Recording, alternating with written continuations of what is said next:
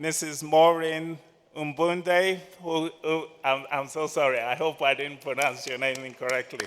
She's the Deputy Minister of Finance and Public Enterprises for Namibia.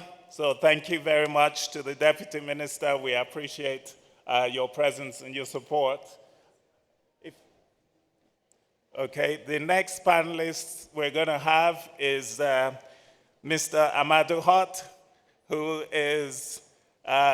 deserves little introduction because he is a special envoy of the President of the African Development Bank for the Alliance for Green Infrastructure in Africa, and also former Minister of Economy for Senegal, former Vice President, African Development Bank. So we're very honored to have Mr. Hott on the stage.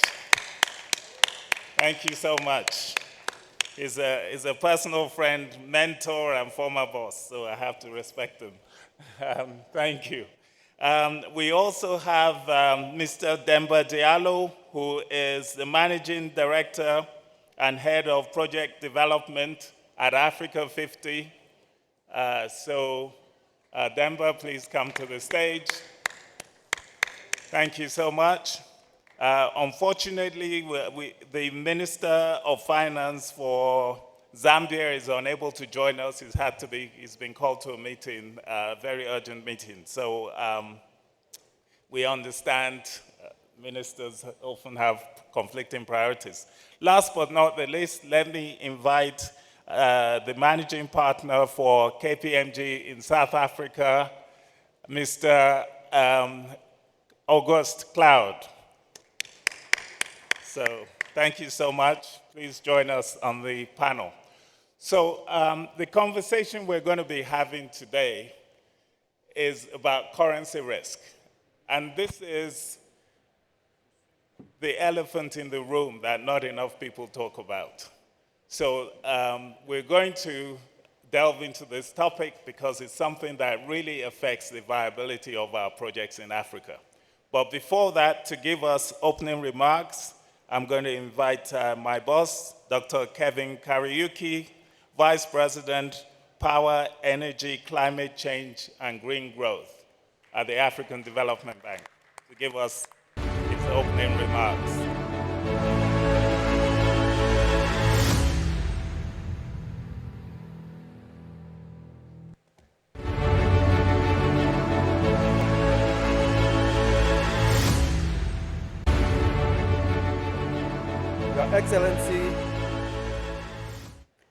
Your Excellency, Mrs. Maureen Mbunde, Deputy Minister of Finance and Public Enterprises for Namibia, distinguished panelists, ladies and gentlemen, all protocols observed. Good evening, and thank you all for gathering here today. On behalf of the African Development Bank Group, I wish to thank you most sincerely for your participation in this very interesting session.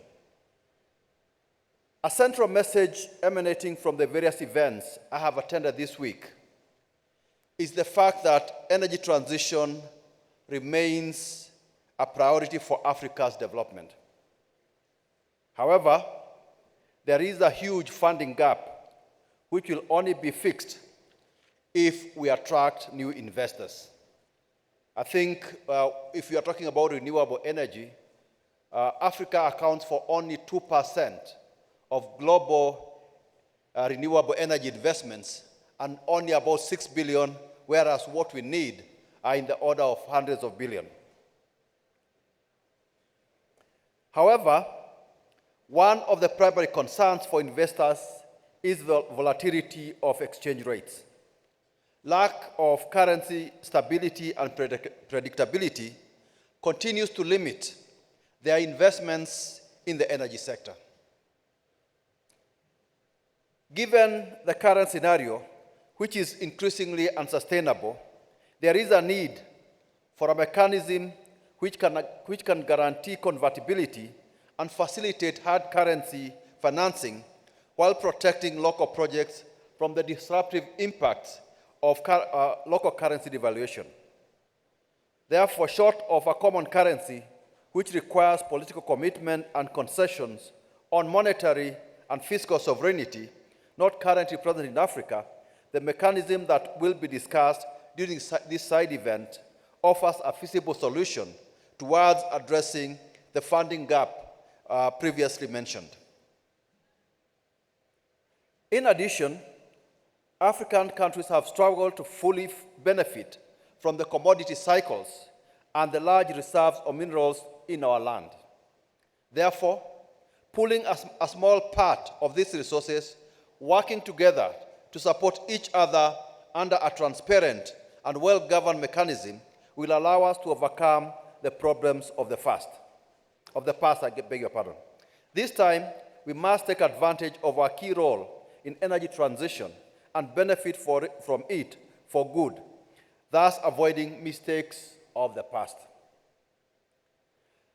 This initiative satisfies numerous sought-after criteria. It provides stability to investors and local sponsors, facilitating borrowing for energy projects and mitigating currency risk. By limiting the scope of the clean energy sector and requiring a minority portion of the participating country reserves, it allows governments and central banks to keep control over monetary policy and sovereignty. Finally, the corporate governance and checks that will have to be put in place will ensure that African resources, which are part of this initiative, are exploited in a transparent way that amplifies the benefits for Africa. Ladies and gentlemen, I sincerely hope that this discussion kickstarts a concerted effort towards establishing a pathway towards attracting much-needed investors to support Africa's energy transition. We very much look forward to working closely with the African countries, donors, governments, investors, and many of you in this room today to facilitate the alignment of available expertise, funding, and governance in our noble pursuit of universal access to modern energy for Africans. Let us all work together towards this common goal, and I thank you very much.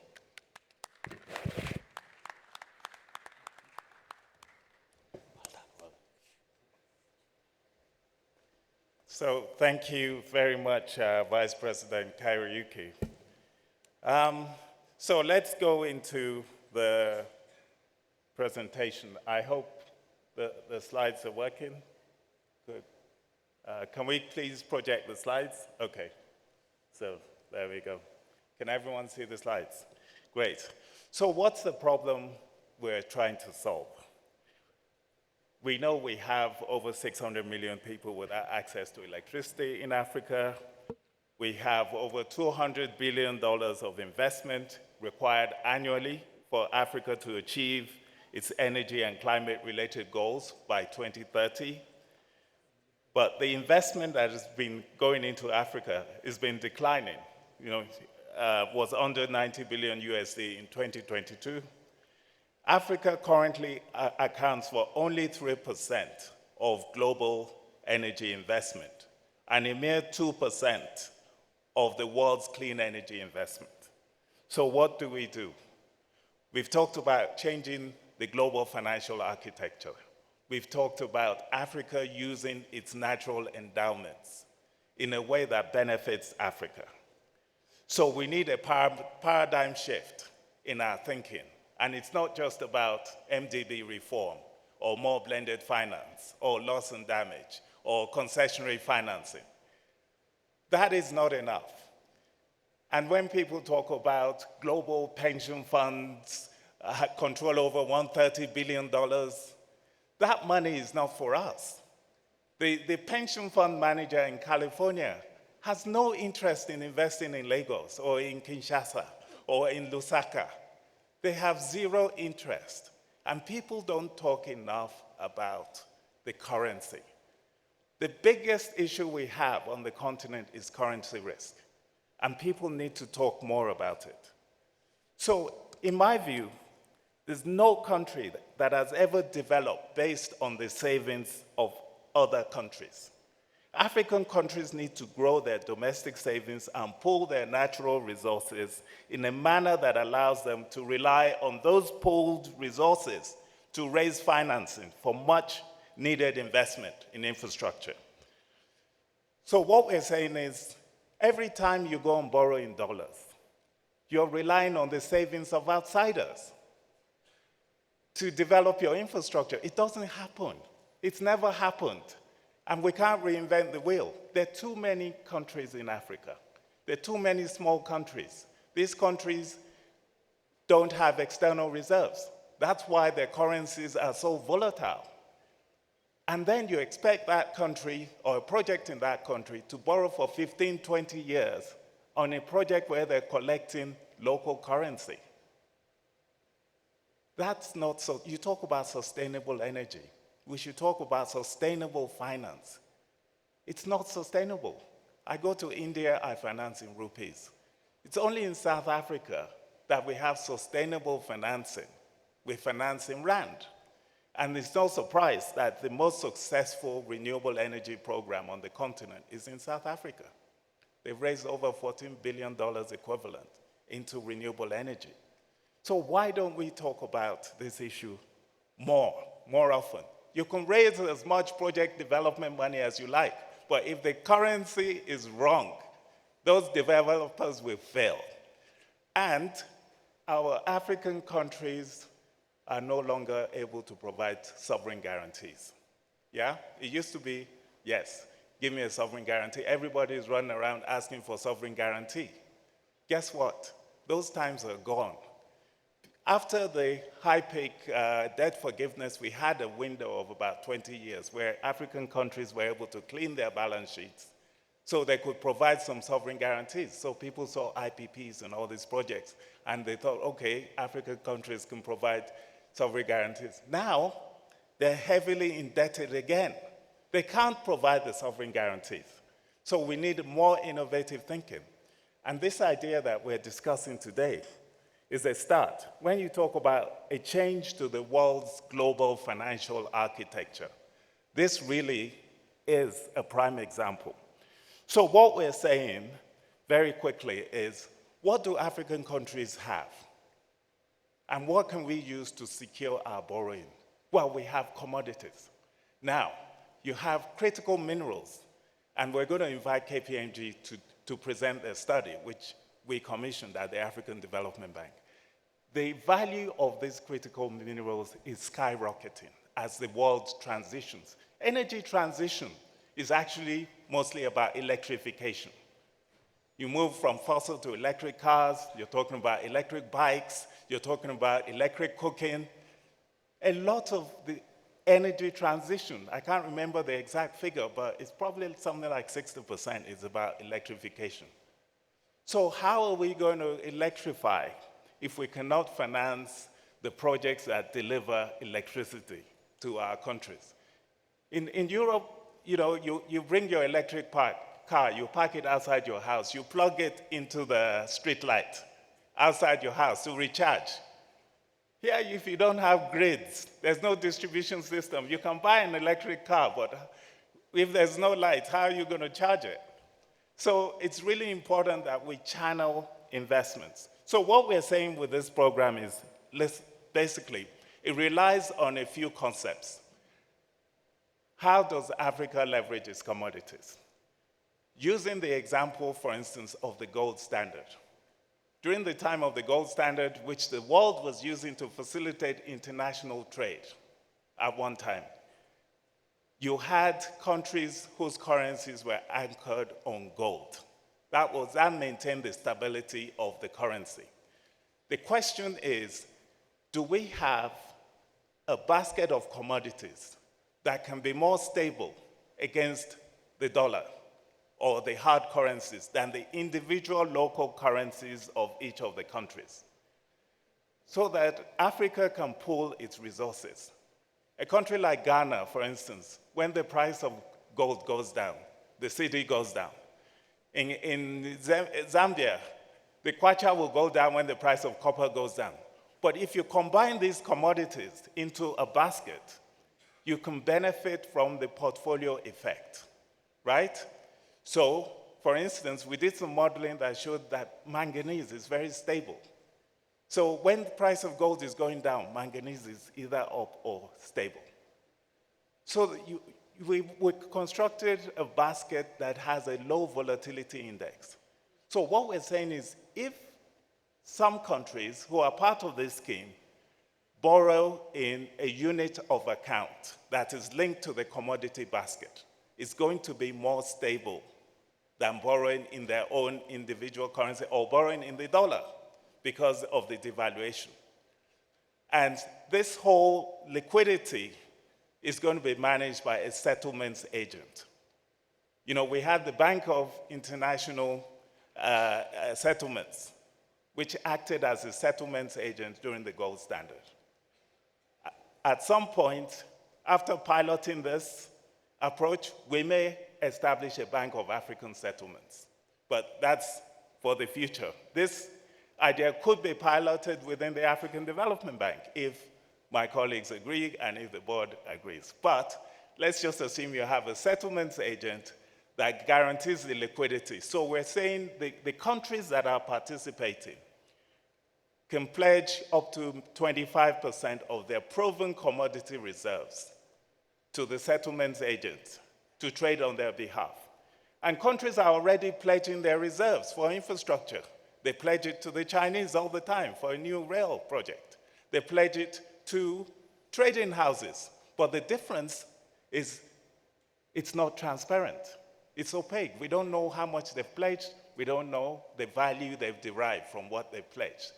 Now we want to put it on a transparent platform so that if I'm a project developer in Zambia, I take the revenues I'm getting from selling my power for kwacha, I take it to the settlements agent and I ask him or her to use it to settle Citibank in New York, who has given me a dollar loan. And my loan is denominated in units of account, which is very stable against the dollar. So I've given you an overview because what KPMG is about to present is very complex, but just remember the story I've told you.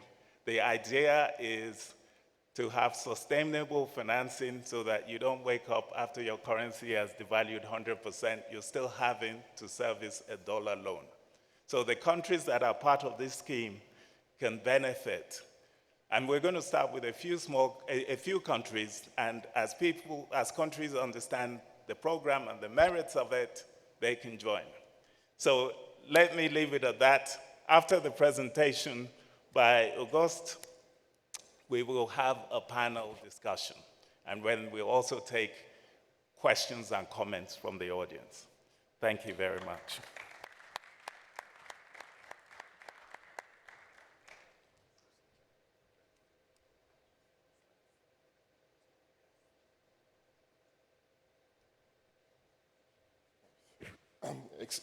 Excellent. Thank you.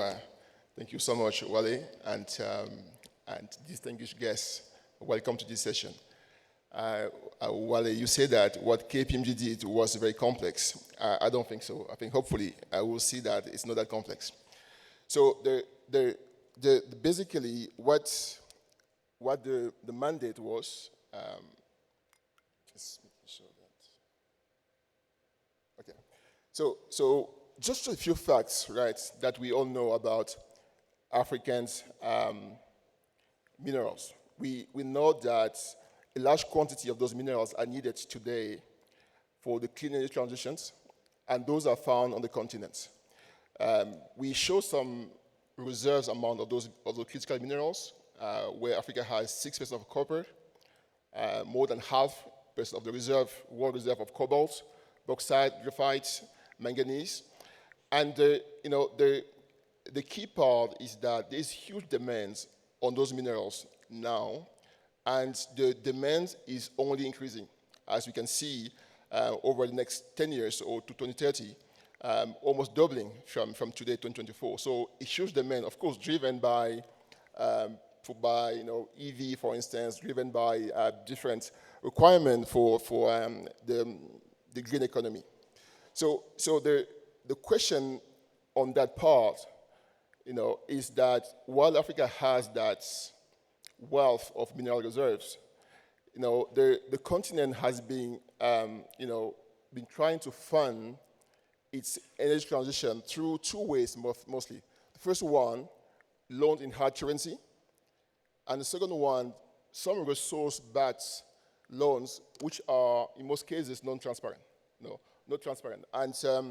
And we've seen that it's, this morning we mentioned the demand that is required over $200 billion required every year to 2030 to meet the requirement, the energy transition in Africa.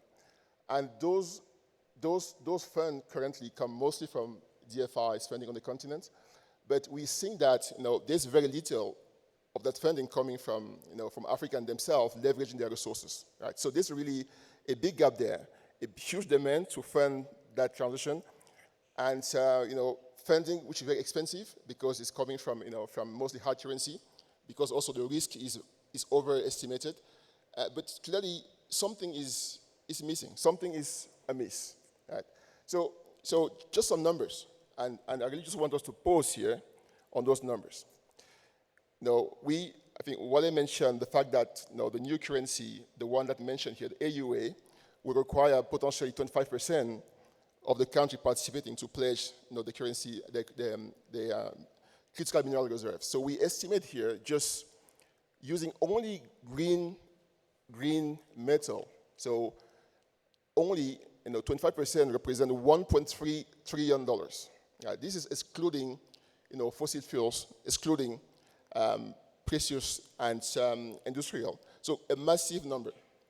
And if there was a mechanism, for instance, to leverage that wealth to get loans or funding at lower cost, it will have a massive impact. Right? It will have a massive impact in terms of attracting more funding to the continent.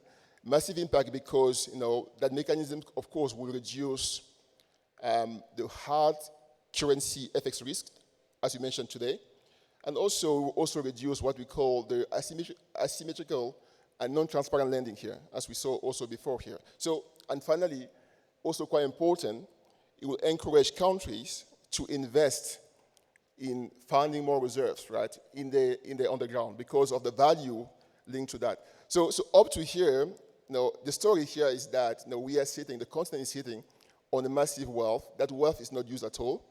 And so we were commissioned by the bank to actually look at how this could be done. And so what's showing here is going to be some of the data and the answer we found, right? So the first problem statement here was, as I mentioned, how can Africa use its resource endowments to attract more lending for for development objectives, right? And so is there a way as well for those African countries to really get a better value from those resources in equitable way, right? So on that problem, so we actually look at a way to find a basket of commodities. We all know that countries have been borrowing, asset resource lending based on one commodity. Right? We know that Zambia was borrowing from China using, one commodity, or Chad using oil. So it was a way to use a basket of commodity. The question here is there a way to have a basket of commodity, which of course will bring a diversification effect and also find a way to reduce currency risk? So the view here was that by doing that, if you're able to do that, you attract, of course, more lendings on better terms, in a more transparent manner, and you won't need all the sovereign guarantees. So the funding we had were quite interesting. I will take you through it. So to do that, we actually select a set of African countries, our major economies, Nigeria, Egypt, South Africa, and also mineral-rich countries, right? DRC, Zambia, and so on and so forth.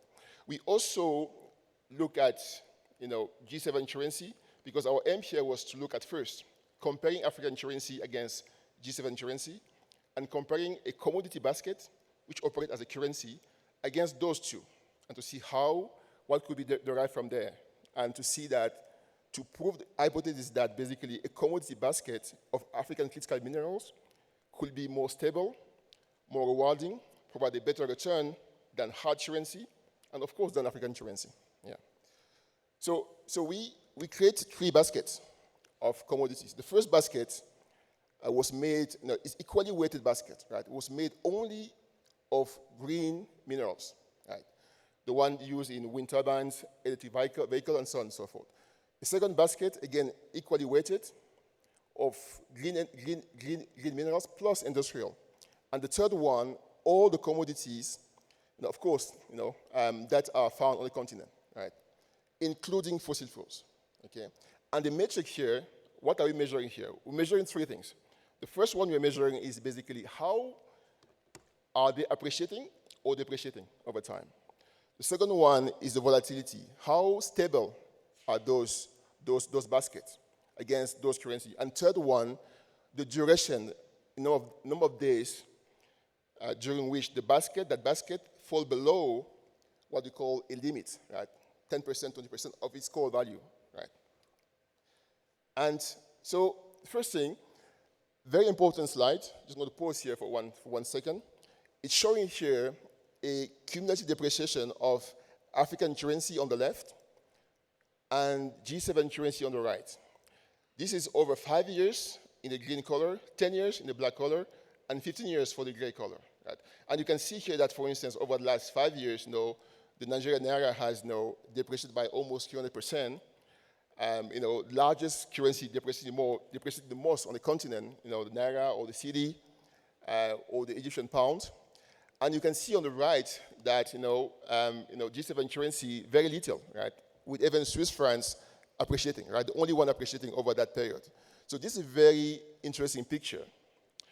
And we, of course, contrast that against our commodity, not the basket here, just the commodity, one by one, yeah? And those, of course, were the one that were selected as part of the critical minerals, And also, of course, we have also here, there's some fossil fuels. And you can see here that basically the vast majority of them are appreciating in 5 years, 10 years, 15 years. Some of them on a very short period can depreciate, but really below 5%, so below 50%. So nothing here which is substantially worrying. That is individual commodity. Okay. We also look at the volatility, volatility or standard deviation, for those who use those terms, is just to see how volatile or how fluctuating is the currency. It's a measure of stability as well. And again, African currency versus G7 currency. Again, African currency, higher volatility, still within norm, yeah? The most volatile one here, the naira, at 35% or 40% over the last 5 years. But on average, over the last 15 years, they are around 20%, 25%. The G7 currency, around 5 to 10%. So really important here to see that when you contrast that against the commodity, you can see that commodity, because they're traded a lot, they are relatively, around 20% on average. It's just to show that, again, that the commodity are going to be, at stability will be better, of course, than African currency, slightly worse than G7 currency. So based on that, we then push forward in our analysis, and this graph just show you, we then put together a portfolio of commodities, and looking at the trends, appreciation of that portfolio over the last 30 years. And you can see that the trend is really increasing. This is against, of course, the base is dollar, right? You can see that the trend is really a progressive trend with some dip, those dips, those slumps. The first one, of course, is 2008, 2009, credit crunch crisis. And even after that, you can see that the return is quite quick back to where the trend was, right? And then 2015, 2016, which was the longer commodity cycle, negative cycle, mostly driven by the slow demand in China. Again, it went back quite quickly. And you have also, of course, 2021 COVID crisis. So the trend here is that if you had invested, $1, in a commodity basket in 1993, it will be worth $2,000 today. It's 2,000% increase, in 30 years, right? So if there's hedge fund manager in the room, they will say, of course, we know this, right? These are our jobs, right? This is what they make their profit on.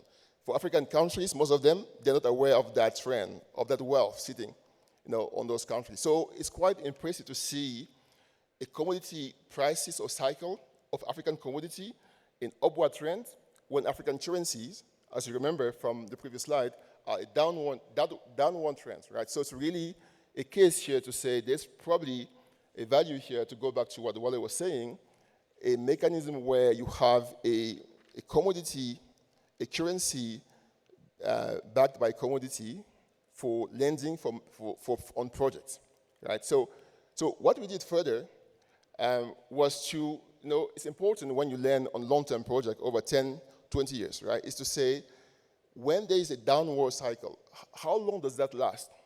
Because it measure, right, do I start panicking? Does that last too long, right? So we measure, a very downside, so a very downward cycle in 2014, 2018, around 4 or 5 years. And we actually look at, how low can the portfolio go, right? And you can see that here, if you look at 25%, which is basically what, the target is here, for 25% downward losses, it lasts around 200 days, right?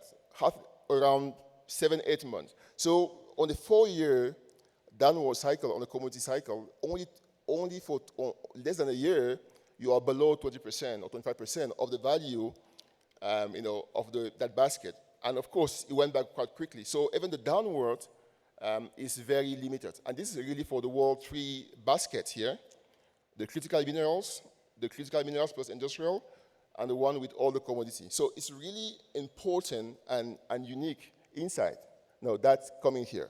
And of course, the next one is, we also, of course, did something quite important, is to say, let's compare that commodity basket, right, to best performing African currency, or even the euro, right, or worst performing African currency. And you can see on that graph that, it's not even comparable, right? It's ways above the euro, of course, ways above the worst African currency, and the worst African currency. So it's a case here that by looking at individual commodity, you have a idiosyncratic risks, of course, because it's one commodity. By creating a basket, it really has something unique that, is for us doing this survey for the bank. It was extremely interesting and insightful as a base to move on that long-term and ambitious project of the AUA. So in conclusion, I'm just trying to make sure that I don't go beyond my time. So in conclusion, this is a mechanism that will enable 3 things, right? The first one, I think it's really to enable countries to borrow potentially in hard currency and repay in local currency, because of course, if they have pledged or accepted to join that mechanism, right, the commodity pledge will compensate for that, that currency risk. So really, for Zambia, borrowing in dollars, repaying in kwacha, will be absolutely, on project, will be absolutely critical. Second part is the transparency of the process, right? So this is, of course, is like the SDR or those listed baskets, this transparency there. So you move away from the back door or, or over-the-counter lending between some countries, China's probably, and African economies, where, of course, there's a benefit there, but they're not transparent, and they're not always at the benefits of those countries. And the third one, of course, we mentioned here, diversification effect. It's absolutely powerful. It's really is a key thing here. It's a key benefit here.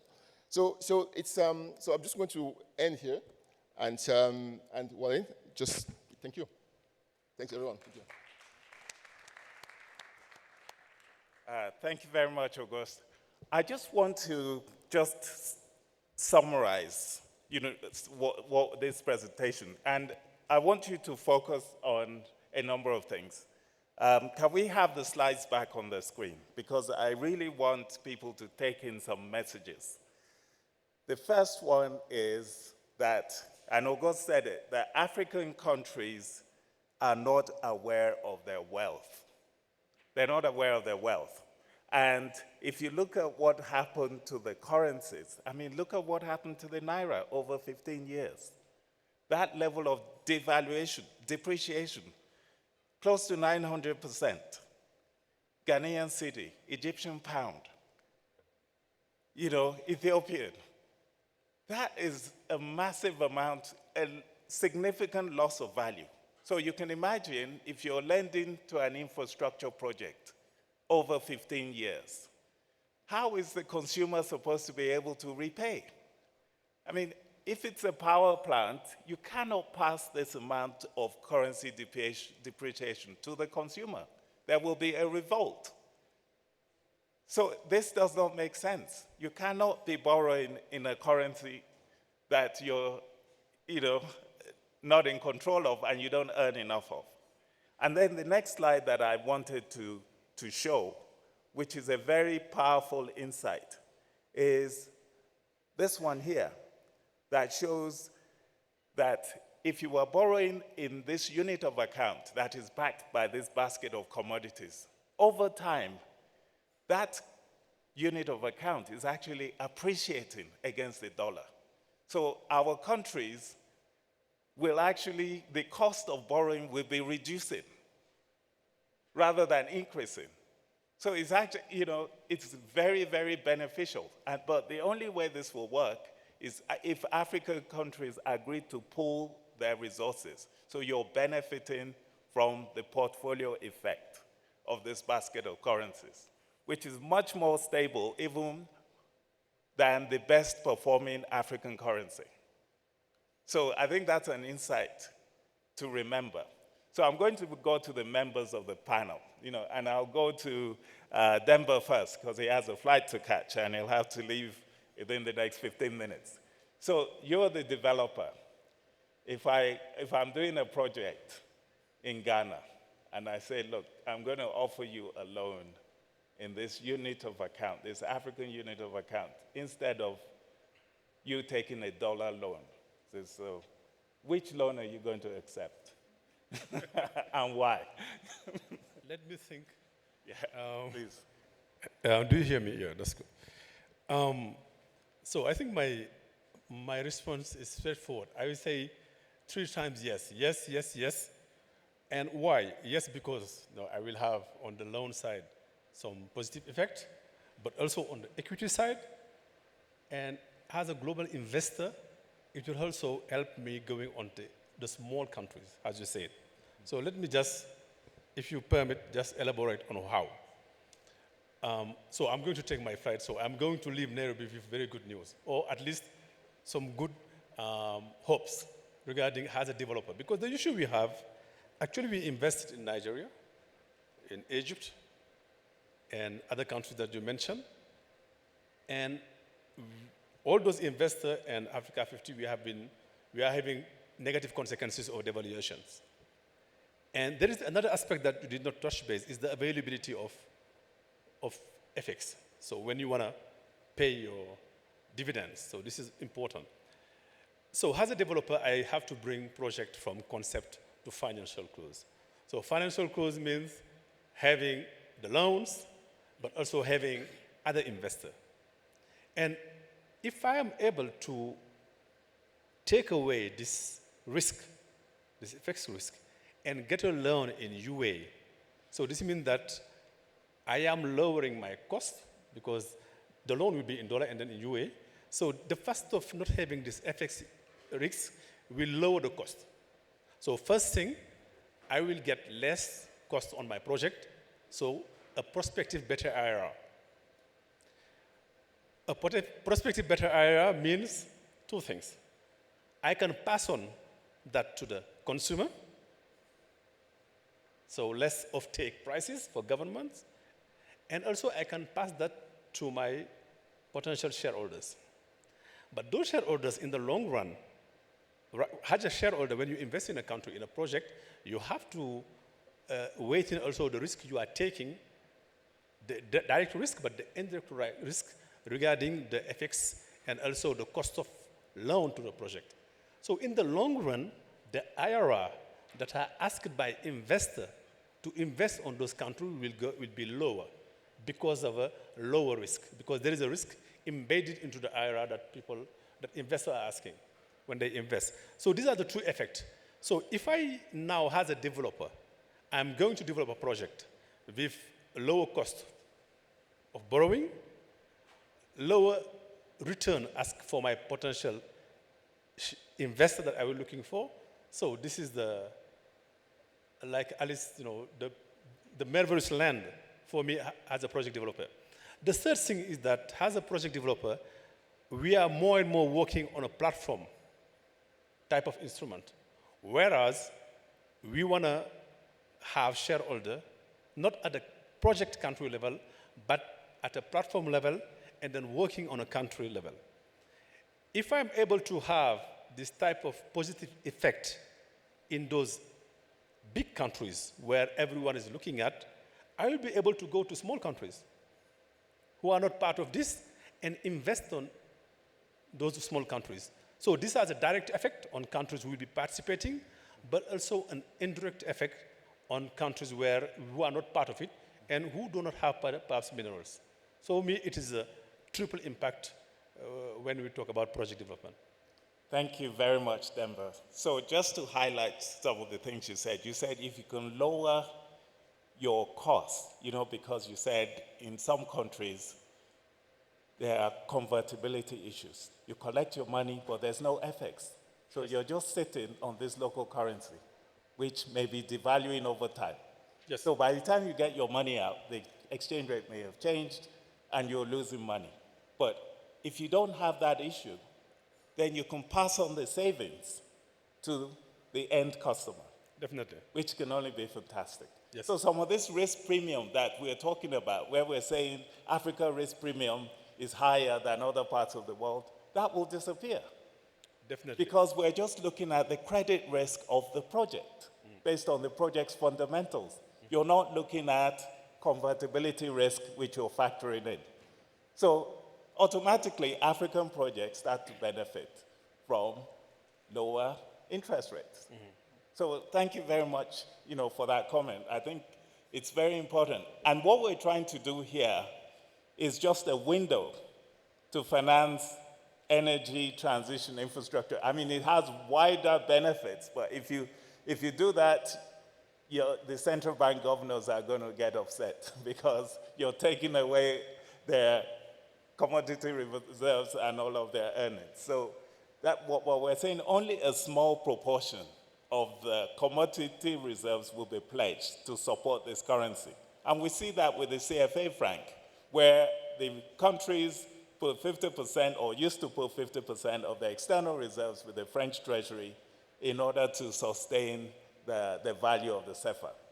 So let me come to Special Envoy Hutt. As a former Minister of Economy in Senegal, when you see this kind of solution, what concerns are you going to have? Because you're going to look at it from an economy-wide perspective, and it has pros and cons. So what would, if I came to you as African Development Bank saying, look, I've got this new mechanism, can Senegal sign up to be part of this? And you were asked by Mr. President to come and advise, what are you going to be saying about this mechanism?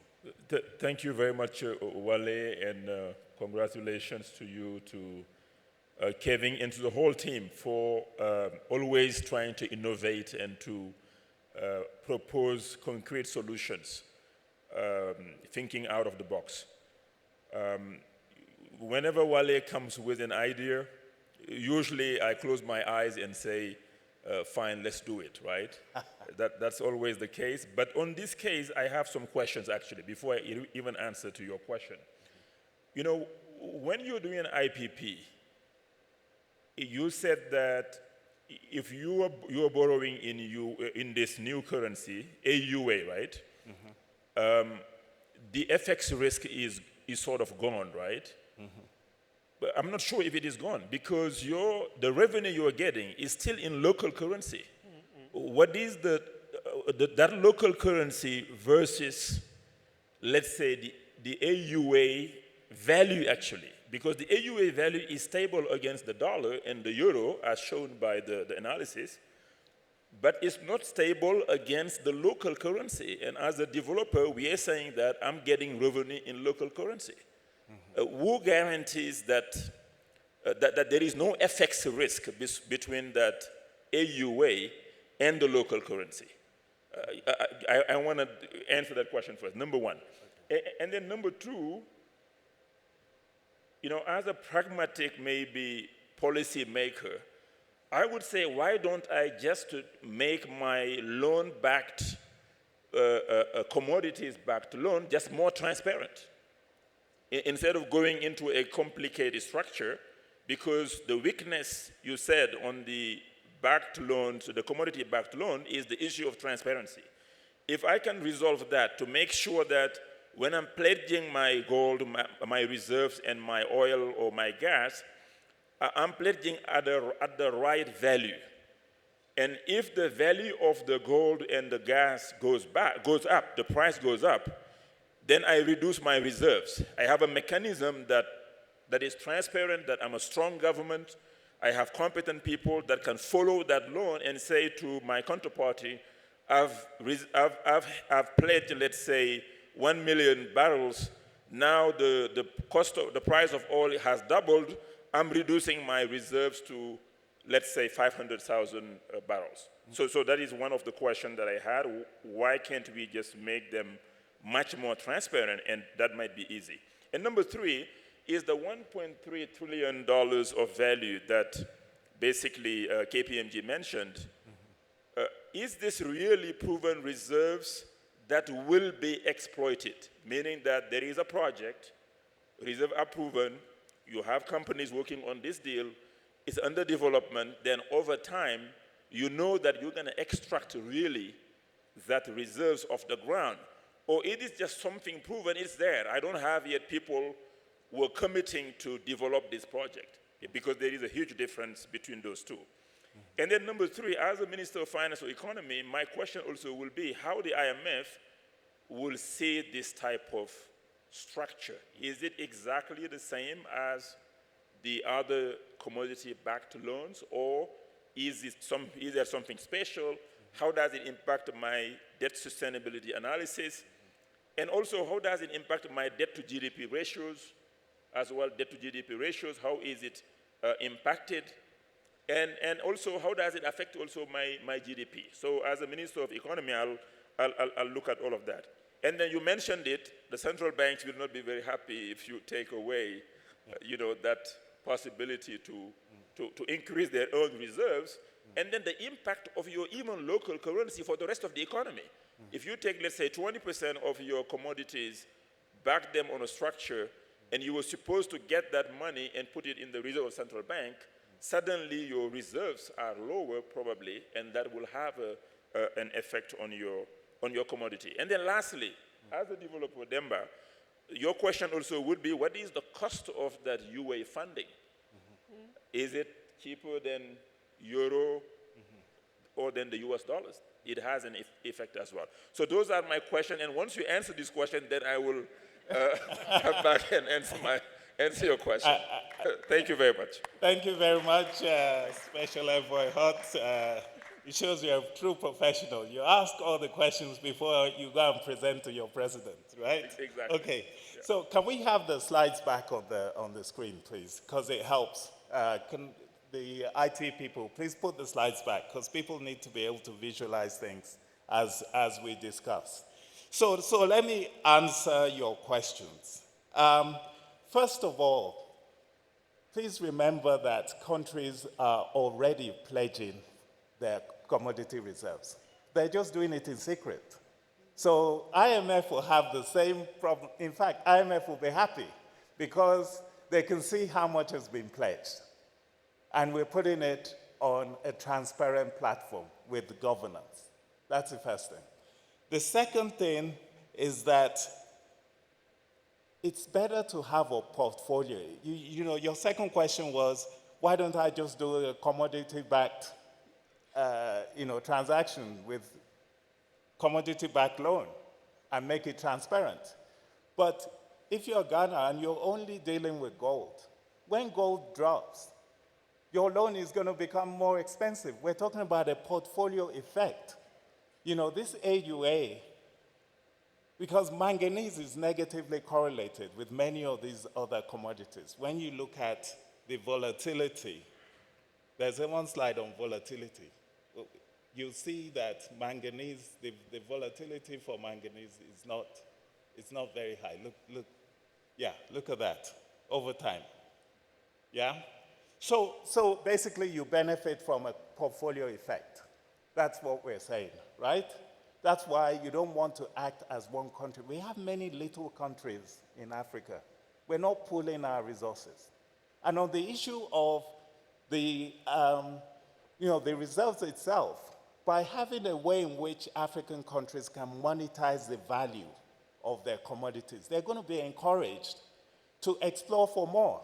You know, they will update their geological maps, the cadastral maps, and we will, as this concept develops, you'll classify which commodities are near to liquid. You know, in oil and gas, you have proven and probable reserves. You know, P2, P3. So P2 is kind of like 90% percentile. P3 is like 50%. It's a while since I did oil and gas financing, but that's roughly the idea. You're going to classify the near to extractable commodities that have already been extracted, and you will grade what is going to be part of this mechanism. That is still being worked out. But the fact of the matter is, under the gold standard, right, and you had central banks keeping gold bars in their vaults, the gold bars did not actually move, right? The fact that the bank had access to those gold bars means you could issue paper. People were just trading the paper. The banknote that you were holding was an obligation that it was exchangeable for the equivalent in gold if you wanted it. But most people did not exercise that obligation. So this settlements agent is going to be like a big hedge fund. You can leverage the commodities. You don't have to sell them. You can borrow against them. You can do all kinds of it's treasury management. And you are asking, what's the cost of the UA? You see, the UA is just an accounting mechanism. Like at the bank now, we record our loans in UA, but what the actual borrower gets is dollars. So there's an exchange rate between dollar and the UA. But at the point of making the loan, there's also an exchange rate between the local currency and the UA. But if you have an irresponsible government and the local currency is depreciating against the UA, then you ask the country to either pledge more reserves, like a margin call, you know, in derivatives, or reduce the headroom that they can use for this mechanism.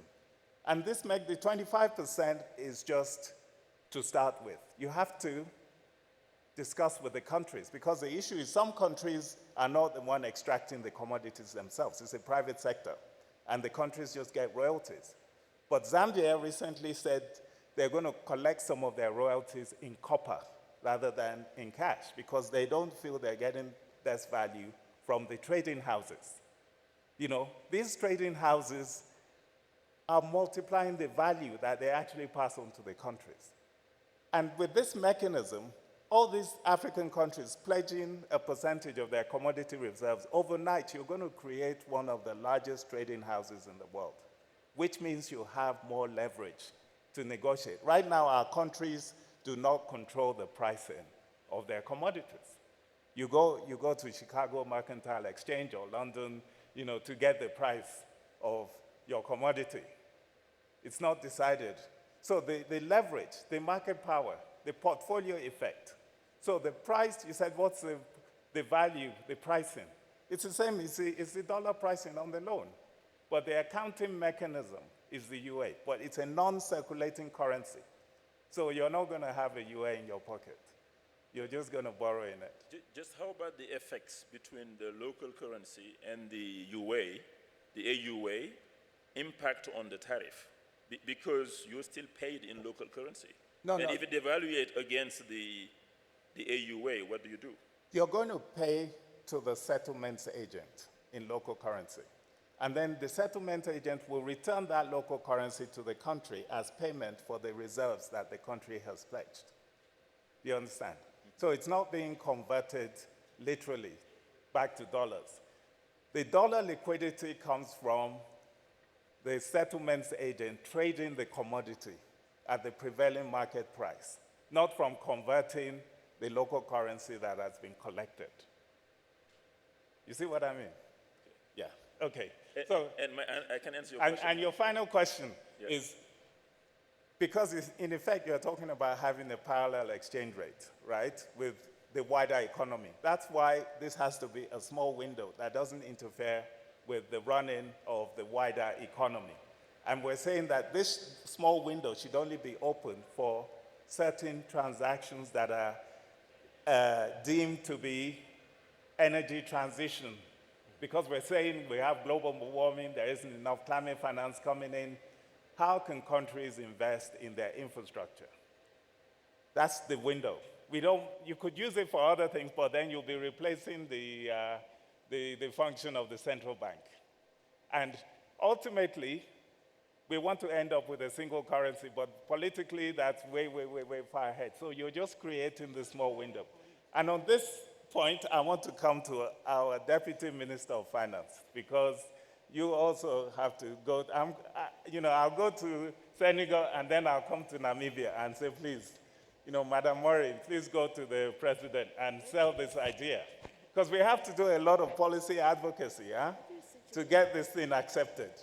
So, Honorable Deputy Minister, how are you going to sell this idea to Mr. President of Namibia? And are you going to recommend it? Or do you see landmines that we should try and avoid? Is the mic working? Yeah. I think so.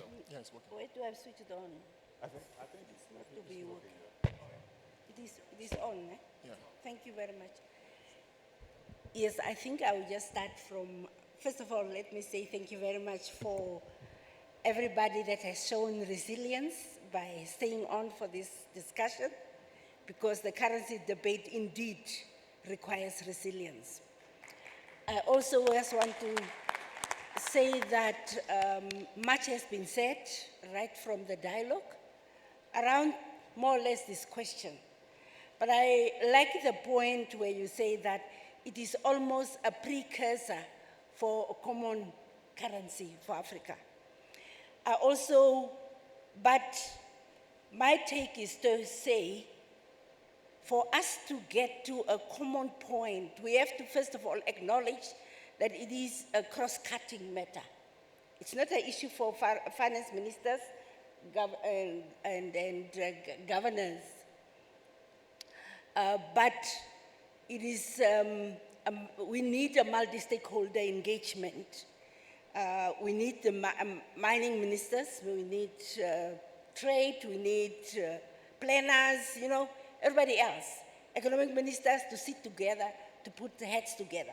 And also, maybe I must appreciate the bold steps taken by Zimbabwe for their efforts in Angola. But at the same vein, it is not sustainable if you stand as a country alone. So we need the collective, we all have to move in the same direction. And saying that, I was told what must I advise my minister, but I want to first advise the group before I go to my president. I also want to say that I think it is a topic that goes beyond Africa, because you're also looking at multilateral banks or financiers, for example, but also trade partners, because you have to talk to, you're talking about the resource you wish to use for infrastructure financing, yes, but you also have a destination countries, those ones that are consuming the products. So you all have to sit together to understand that COVID has proven to us that we need each other. And I know that earlier slide was talking about Africa having had challenges for extracting it or getting investors for extracting. But it is true that the geopolitics has proven that we need diversity in source countries, and that makes Africa attractive. So I think the timing is right to engage. I would want to say to my president, of course, I'm coming from a common monetary area. You know, we still have the big brothers in Africa. But if we want to advance intra-Africa trade to start with, if we want to pull Africa out of poverty and avoid talking about school feeding programs at such international platforms, that we address poverty, basics of the poverty, we need to pull our resources together. But we need to understand what is the value of our resources. We need to influence pricing, because the volatility of resources, of the prices, commodity prices, is decided somewhere else, and sometimes not even so transparent how it is done. So to me, it is, I would advise my president for us to consider this subject. We have to look at it as a cross-cutting issue and as a multilateral issue for Africa. Thank you very much, Honorable Deputy Minister. You know, you said to me when we met, we only met like 2 days ago, you said next time you're in Namibia, you have to let me know. So I will let you know so that you take me to the president. I also wanted to mention, sorry, Doc, that I think in 3 weeks' time, Namibia would be hosting rare earth elements conference. I think it's the second. It is organized by the Southern African Mining Institute, which is based in South Africa, around 18th to the 20th. And I think it will discuss really the issues around the critical minerals and understand our deposits, even looking into what is it actually, what are the potentials and where are the deposits. I think Namibia might come up very soon as a country with the second largest rare elements depositors after China. So I think Africa has the resources, but we need to understand where are they, what are because they are not renewable. So what is the volumes that we can take out and at what price? And in closing, when we meet, we also need to talk about fairness in pricing, fair trade, so that we get the value of these resources, because so many of our resources through illicit financial flows are leaving our continent. We don't necessarily know the actual output of raw material out of Africa, neither do we know its real value. And I think the last one I wanted to say on the growing of the domestic savings, if we look at the aspect of repatriating, in fact, tracing, identifying illicit financial flows and repatriating to Africa, or even getting fair value for future trade, we will build up that required domestic savings. Thank you. Thank you very much, Madam Deputy Finance Minister. I think that, I agree with everything you said. The thing is, there's a second scramble for Africa going on right now. China controls around 98% of the critical minerals in the world over. They're buying it up. And Africa must not make the same mistake of the past. We cannot leave money on the table. So we have to be smart and look at the best way of extracting value from these minerals. We can't make the same mistakes again. So this mechanism that we are highlighting actually addresses many of the problems that you're talking about. How do we get fair value? It's going to be transparent. Everybody can see. How do we get development? You'll be able to channel flows. My fund manager in California is not going to worry about convertibility risk. So more of that money is going to come, combined with our own local savings. And when we invest in infrastructure, we industrialize, we start to export, we're competitive, and we have our own savings that we can plow back into our development. Now, we've reached the end of our time, but I want to take maybe maximum 3 questions or so from the audience. Okay. But, I haven't answered to my president yet, so.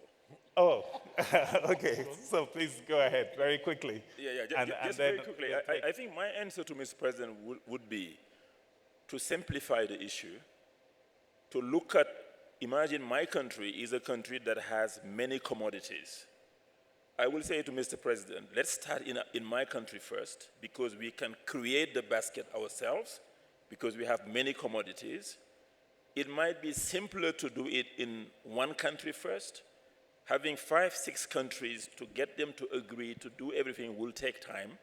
So I would say let's test it with one country that has 4, 5 commodities, and then see the consequences. And if it flies, then you make it a wider initiative. Thank you. Okay, well noted. Thank you very much. So can we have Edie Oyebode there, number 1? I'll just give people numbers. Vivek, number 2. The lady with the headscarf, number 3. Gabriel, number 4. And gentleman, number 5. Okay, so please go ahead, Edie.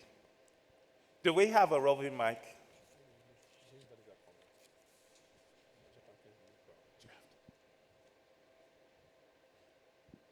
Thanks, Wale. I have a comment and a suggestion. The comment is this looks like we're going backwards to go forwards, going to the past, when we're trading with cowries and copper beads, etc., which had intrinsic value. So this is quite interesting. But my suggestion is for you to look at what Amadou Hut said. It might be easier if you adapt the structure to move from proven reserves to mined and secured reserves. It might be closer to money, and I'll give you 3 reasons why. First, if it's in the ground, it's proven, and you have conflict, fragility, political risk, etc., how do you mark down the margin of what you've proven, but you're not extracted? 2, when you're doing pledges, some of our countries rely on English law, and there are all these issues around pledging assets in the ground.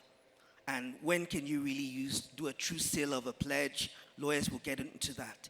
It raises a lot of complications because each jurisdiction may have different rules. So how do you ensure standardization of what you've pledged when the legal systems under which you're pledging these assets vary, particularly when it comes to land and mineral laws, which can vary quite a bit? And then finally, in terms of ensuring that you get the central bank's buy-in, why not encourage, and something we tried to do in Nigeria but didn't quite pan out, encourage people to mine and pull out those resources, put them in their reserves, and then from their reserves you pledge. So if you have reserves of, let's say, 15 billion, and you have proven and extracted rare earth minerals that you've put into your reserves and categorized as part of your reserves of 5, then you can pledge out of that. And then it's more standardized, it's closer to money, it improves the structure significantly. And then you get in the buy-in of some of the central bank authorities, because the first thing I see when I look at this is the president who asks the central bank governor, and if they're not comfortable with this, it will never fly. Okay, thank you for those comments. Can we take the second person? Yeah, I think it was Vivek, right?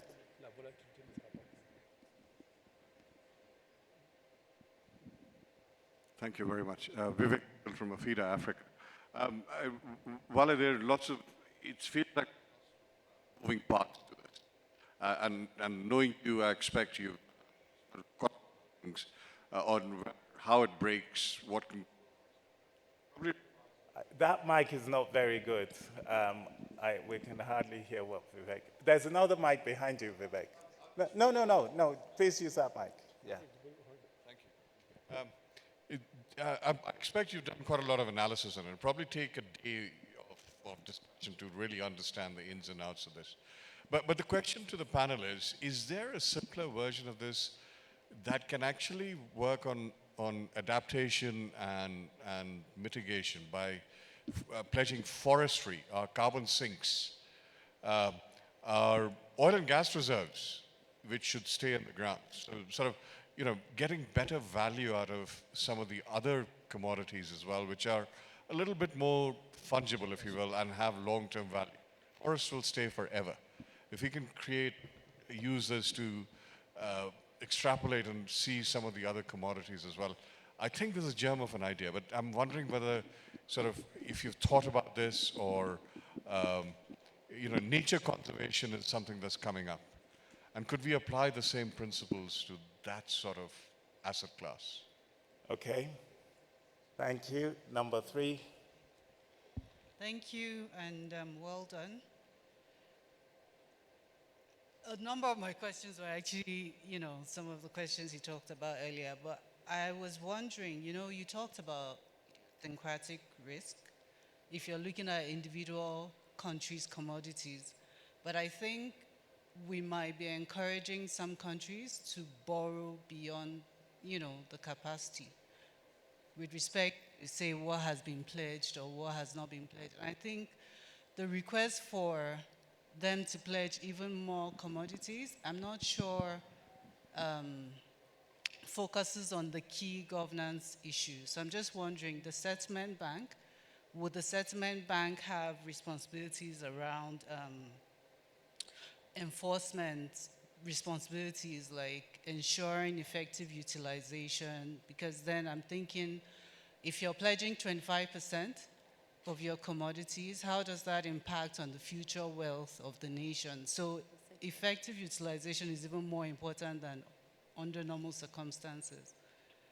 And the final question was, you're pulling a basket of countries. What about contagion risk? So a certain country or a certain commodity behaves a certain way. So how do we look at contagion risk increasing in that scenario? If one country is impacted, how does it impact the other countries? And just to add that, maybe, looking at technical assistance and increasing the transparency around individual countries pledging their commodities could be something we should also look at maybe further. Thank you. Okay, thank you very much. Gabriel? I think my name is Gabriel Onogurua. I'm a lawyer, and I'm looking at this from a legal perspective. I think Deji mentioned a little bit of what I'm about to say. But given that a lot of African countries have exposure to the World Bank, as you know, and their World Bank negative pledge restrictions when it comes to issues around pledges, security of assets owned by the state or state agencies.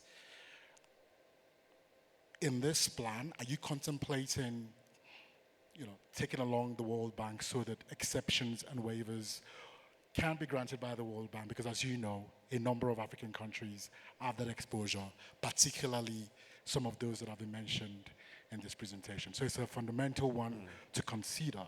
I know you talked about the possibility of asset pledges, but those have come on the very, should I say, structured transaction framework. So a lot of thinking we need to go into that. I just thought maybe if this is one of the issues that you've considered. So the World Bank negative pledge restriction will be a major point to be resolved in making this workable. Okay, thank you. Last question. Thanks, Gabriel. All right, thank you. It's been an impressive session. My name is Boyega Olorunfemi, Senior Research Associate at the Center for Climate Change and Development, Nigeria. I just have a few comments and then some questions along the line. Please make it brief, though, because yes, it's brief, run out and of I'm time. going to ask them directly. Yeah. Do you consider adaptation of ACFTA in developing this bucket and in also carrying out that research? And then secondly, do you consider the cost of extraction with varying currency implication across Africa? Again, is there a plan to stem down the prevailing conflicts in mineral resources rich countries in Africa? I also like to say that what is the basis for any impending geopolitics? And I think that the workflow regarding what is expected of each country's banks needed to be more simplified. Thank you. Okay, thank you very much. Oh, there's a lady there, very, very quick. No comments, just a question. Thank you. My name is Neria Miko. I'm in gold and metals trading. What I find amazing about this, and I'm just going to comment, is the spread of this is just all metal and energy. And one thing that I think that you should also look into is that when you look at Africa, the reason why we're here is in the map, we're mostly trading grains. All the commodity exchanges do not handle metals. If we pass the metals and our energy through our commodity exchanges, and even with this play of digital currency, and you now have the central bank digital currencies as well, passing just, imagine the volumes of trade of all these metals. We're not even going reserves. I think a simple solution of seeing a different direction, even for countries in Africa that don't have metals, they can also access this as well, derivatives on top of it. So something else to consider. Thank you. Yeah. Thank you so much. So maybe let me just clarify. When we talk about pledges, we're talking about trading through a settlements agent. It's not really a pledge per se. So these commodities are being sold anyway, right? We're just saying that countries should pledge to trade through this settlements agent because you have to sell the commodities. You either add value in your own country, but if you don't have electricity and you have high cost of production, whatever you make is not going to be competitive. So while we're getting to the point where we get industrialized, you just want to trade through a common platform. And that's what the lady was alluding to. Right now, we have countries that are being controlled by trading houses because that's the source of their forex. You know, Vitol, Glencore, they actually control some countries. I won't name any names. We're saying, let's not do that. Actually, let's use our market power. We're the ones that own this thing. Let's consolidate the trade. So it's not really, World Bank negative pledge will not come into it because you're just using this platform to sell. And so this entity will have liquidity that allows you to then settle your borrowing against certain industries. Now, we can apply this to grains as well. I just selfishly, because I deal with energy, I said, let's look at this in relation to critical minerals because of what's happening with the world's energy transition. And these critical minerals are going up in value. We're going to lose a lot of value if we allow other institutions and entities to trade this thing for us. We're going to have to sell it anyway. But do we sell it ourselves? Are we going to be the shop owners and the shopkeepers that will sell this thing? Or you just go and give your value away to somebody else? That's what this concept is about. It's about nothing else. You can apply it to whatever you like. But let me give, because I know Demba has to go and catch a flight, and we've run out of time. So 1 minute, each panelist, if there's anything. And let me say something. That's why I hired KPMG. They can go and answer all the difficult questions. They will write their report and send it to me. So it's not for me to try and answer. That's your job. I've given you the idea. Go and flesh it out. Come back with a report that I can implement. But August. Yeah, please. sure. So maybe just a word. So I think the pledge, as mentioned, the reserve pledge, we mentioned the CFA France countries who have been pledging the reserves to get currency stability, right? So that's the mechanisms in place. It doesn't mean that you don't have, you cannot reduce your GDP or something like that. It's just that, to guarantee your currency, you have to pledge something somewhere. I think the question that are being asked, they're very interesting, and we'll definitely find a way to address them. Thank you very much. Thank you very much, August. Demba, please, over to you. Thank you. So thank you everyone for being here until this time. I just want to say that I have a private session with Wole, so regarding how it works.